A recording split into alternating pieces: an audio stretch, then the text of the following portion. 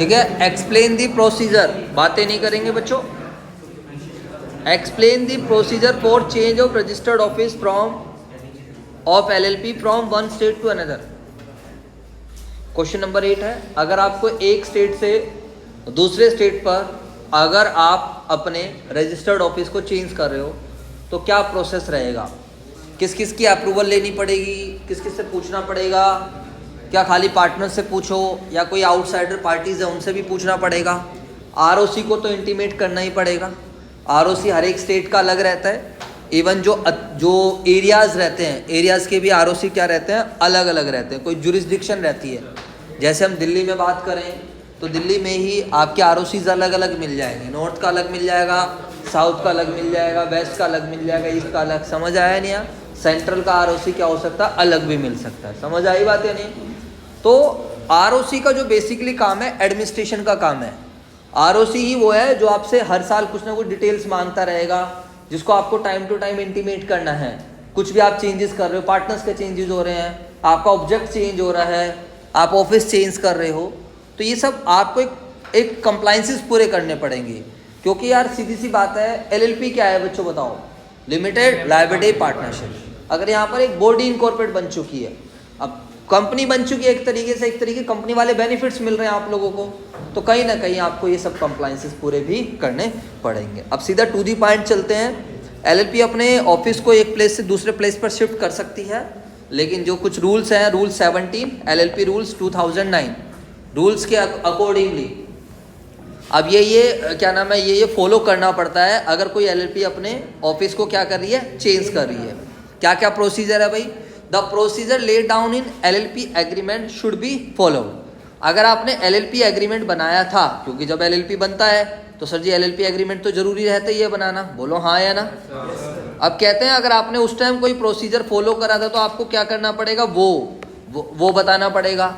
अगर आप लोग क्या है, अगर आपने कोई LLP एग्रीमेंट में ऐसा कोई प्रोसीजर नहीं बताया है, अगर LLP एग्रीमेंट में ऐसा कोई प्रोसीजर आप लोगों ने नहीं बताया है, तो उस केस में क्या होगा, where the LLP does not provide for such procedure, consent of all the partners shall be required। इसका मतलब क्या है भाई, सभी पार्टनर्स की कंसेंट होनी चाहिए। एक तरीके से आप ये कह सकते हो, अगर पार्टनरशिप डीड है, अगर सी टाइप है क्या, चल नहीं रहा क्या? नहीं सी टाइप नहीं है। हाँ जी बताओ। अगर हम देखते हैं, अगर देखो आप लोगों ने 12th में पढ़ा था, अगर पार्टनरशिप डीड है तो एज पर पार्टनरशिप डीड, जो पार्टनरशिप डीड कहेगी वही मानना पड़ेगा, बोलो हाँ या ना। लेकिन अगर पार्टनरशिप डीड नहीं है, तो हम किसकी बात मानेंगे, इंडियन पार्टनरशिप एक्ट 1932। तो ऐसे यहाँ पर ये कहा जा रहा है, अगर आपने LLP एग्रीमेंट में रजिस्टर्ड ऑफिस चेंज करने का कोई प्रोसेस पहले से ही डिटरमाइन किया था तो आप उसको फॉलो कर सकते हो। और अगर LLP ऐसा कोई प्रोसीजर नहीं बता रही है तो आपको कंसेंट लेनी पड़ेगी सभी पार्टनर्स की। तो यानी कि जितने भी पार्टनर्स हैं, चाहे वो डेजिग्नेटेड हो चाहे वो नॉन डेजिग्नेटेड पार्टनर, सभी पार्टनर्स की कंसेंट लेनी पड़ेगी। ठीक है जी। और एक चीज और ध्यान रखना, अगर आप अपने ऑफिस को चेंज कर रहे हो एक स्टेट से दूसरे स्टेट पर, तो आपको अपने सिक्योर्ड क्रेडिटर्स की भी कंसेंट लेनी पड़ेगी। याद है आप लोगों को, क्रेडिटर्स दो तरीके के होते हैं, एक सिक्योर्ड और एक अनसिक्योर्ड। कौन बताएगा, बताइए, what is secured creditors and what is unsecured? Any one of you, कोई भी बच्चा बताना चाहे, क्या डिफरेंस रहता है सिक्योर्ड और अनसिक्योर्ड में?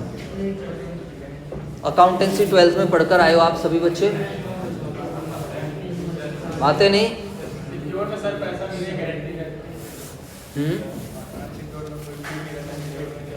चलो ठीक है। देखो सिक्योर्ड इधर समझेंगे। अगर डिबेंचर में भी जाओ आप, क्लास 12 इशू डिबेंचर्स, तो वहां पर भी डिबेंचर कई तरीके के थे। जब सिक्योरिटी पॉइंट ऑफ व्यू से आते हैं तो हमारे पास डिबेंचर दो तरीके के मिलते हैं, सिक्योर्ड, अनसिक्योर्ड।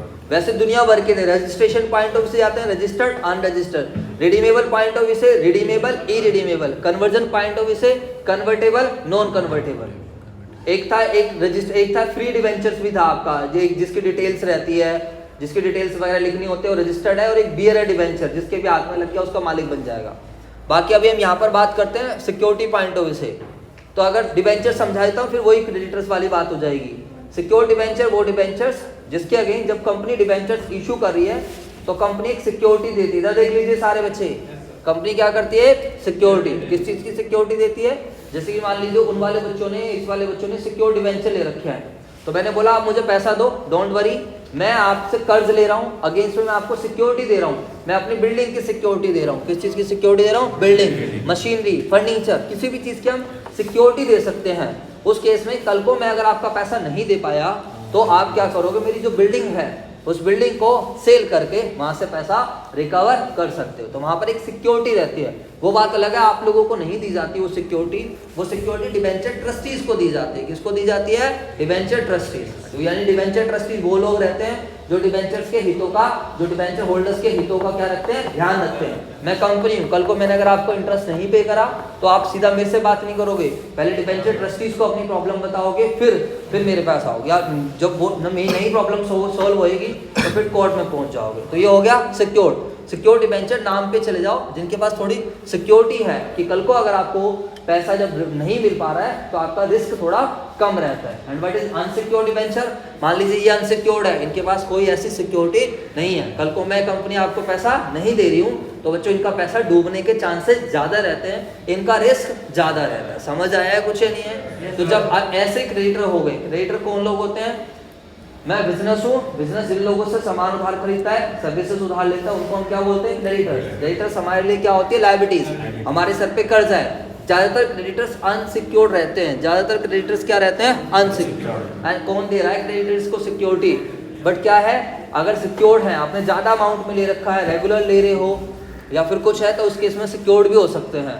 तो अगर आपके सिक्योर्ड क्रेडिटर्स हैं और अगर आप इधर देख लीजिए, अगर आप अपने रजिस्टर्ड ऑफिस को एक प्लेस से दूसरे प्लेस पर, एक स्टेट से दूसरे स्टेट में अगर आप लेकर जा रहे हो तो आपको सिक्योर्ड क्रेडिटर से भी क्या करनी पड़ेगी?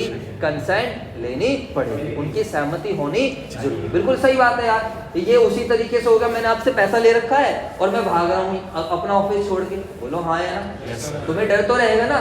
तुमने किसी को 5 लाख रुपए दे रखे हैं, अब वो तुम्हारी आंखों के सामने है तो तुम्हें टेंशन नहीं है, उसका घर यहीं पर है, तुम्हें पता यार दे देगा, कहीं नहीं जा रहा। लेकिन वो घर बेचकर कहीं दूसरी जगह जा रहा हो तो तुम्हारा रिस्क क्या होगा? बढ़ जाएगा थोड़ा। समझ आया नहीं है? तो जब आप अपने रजिस्टर्ड ऑफिस को एक प्लेस से दूसरे प्लेस पर अगर शिफ्ट कर रहे हो तो या तो पहले एलएलपी एग्रीमेंट में जो प्रोसीजर लिखा है वो फॉलो करो, और अगर एलएलपी एग्रीमेंट में कोई प्रोसीजर नहीं लिखा है, अगर एलएलपी एग्रीमेंट में कोई प्रोसीजर नहीं लिखा है तो सभी पार्टनर से क्या करो बच्चों? उनकी कंसेंट लो, और कंसेंट लेने के बाद साथ के साथ जो सिक्योर्ड क्रेडिटर्स है उनसे भी आप कंसेंट लो। समझ में आ गई बात? नहीं आ गई भाई? अब ऐसे बताया जा सकता है, पढ़ोगे आप तो चीजें याद हो जाएंगी। ठीक है, की पॉइंट्स अगर हम बात करते हैं, in case of change of registered office from one state to another state, the LLP shall publish a public notice. Underline करो सारे बच्चे, पब्लिक नोटिस। तो ये सब कुछ ये प्रोसीजरल पार्ट है। ये कौन सा पार्ट है बच्चों? प्रोसीजरल। बताओ भाई, आपको एक पब्लिश नोटिस देना पड़ेगा at least 21 days before filing any notice of change in form number 15। आप फॉर्म नंबर 15 में फाइल करने से 21 दिन पहले आप क्या करोगे? एक पब्लिक नोटिस दोगे। और कहाँ पर दोगे? In daily newspaper published in English और हिंदी लैंग्वेज, या इंग्लिश और लोकल लैंग्वेज। कि आप बताओगे कि हम अपने एलएलपी को यहाँ पर जो दूसरे ऑफिस में शिफ्ट करने की प्लानिंग कर रहे हैं। इसके बाद आगे चलते हैं। In case of change in place of registered office from one place to another within the state, यहाँ पर अंडरलाइन कर लीजिए विद इन द स्टेट। यहाँ पर आप जो है आप अपने ऑफिस को एक स्टेट से दूसरे स्टेट में नहीं लेकर जा रहे हो। जैसे कि पहले हमारा ऑफिस था सीपी में, पहले हमारा ऑफिस क्या था? सीपी, और अब हम ले गए साउथ दिल्ली में, या फिर हम नजफगढ़ ले गए। समझ आया? कुछ है नहीं है? या बुराड़ी में ले गए। तो एक प्लेस से हम दूसरे प्लेस पर ऑफिस को क्या कर रहे हैं? शिफ्ट कर रहे हैं। अब क्या होगा सर? क्या अभी भी कुछ परमिशन लेनी पड़ेगी?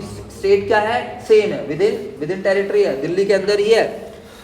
तो कहता है अगर आप एक प्लेस से दूसरे प्लेस पर भी लेकर जाओगे बट सेम स्टेट में है तो भी आपको क्या करना पड़ेगा? Within the state from the jurisdiction of the registrar to the jurisdiction of another registrar. Obvious सी बात है। अब मान लीजिए साउथ दिल्ली का रजिस्ट्रार अलग है, नॉर्थ दिल्ली का रजिस्ट्रार अलग है। जब आप कभी प्रैक्टिकली काम करने जाओगे तो आप देखोगे जीएसटी में, इनकम टैक्स में वार्ड बटे रहते हैं, क्योंकि यार इतनी बड़ी हमारी दिल्ली भी इतनी बड़ी है। अगर एक ही जो है एडमिन पर्सन को या एक ही ऑफिसर को सारा काम दे देंगे तो उन्हें दिक्कत हो जाएगी। जवाब दो बच्चों। तो ऐसे उनके वार्ड बने रहते हैं कि भाई नॉर्थ का आप देखोगे, साउथ का आप देखोगे, सेंटर का आप देखोगे। वो बोलते एक अलग सिस्टम है। जैसे आप इधर देख लीजिए बच्चों, जैसे आप लोग अपनी क्लास में देख सकते हो, अपने कॉलेज में देख सकते हो, हर एक जो डिपार्टमेंट है सबके टीआईसी क्या है, अलग अलग है। बात आई समझ या नहीं?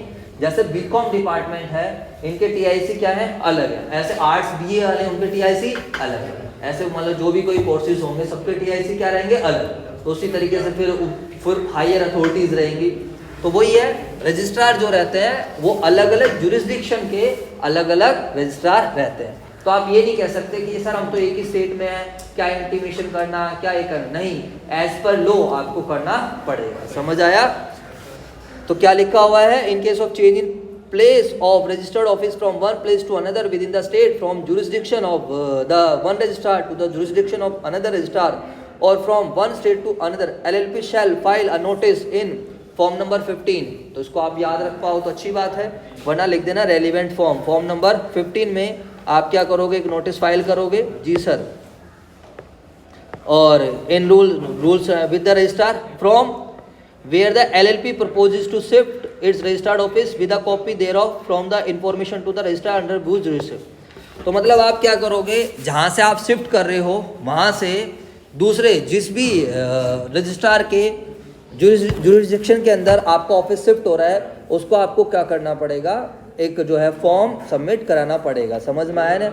LLP shall file a notice देगी इन फॉर्म नंबर 15 में with registrar from the LLP proposes to shift its registered office with a copy thereof from the, मतलब दोनों को बताओगे आप एक तरीके से। समझ आया या नहीं आया? जहाँ पर थे वहाँ पर भी और जहाँ पर जा रहे हो वहाँ पर भी। चलो जी sir. Notice of change of place of registered office shall be filed within the registrar in the form number 15। Form number 15 आप याद रख सकते हो। Within 30 days of complying with the procedural requirements along with the requisite filing fees. तो जो relevant requirement है उसको पूरा कर लेना, जो रेलिवेंट फीस है उसको आप दे। इतना ही सही है बच्चों। The change shall take effect only from such fine. Form 15 shall be sign by a designated partner and certified by the this. तो इसको डेजिग्नेटेड पार्टनर क्या करेगा, साइन करेगा, और साथ में क्या करेगा मेरे दोस्तों, बताओ जल्दी से बताओ। और साथ में जो CA CS इन प्रैक्टिस है उससे भी आप वो करवाओगे। समझ आया कुछ या नहीं है बच्चों तक? हाँ जी, फॉर्म पे जो है, हाँ CA या फिर जो है CS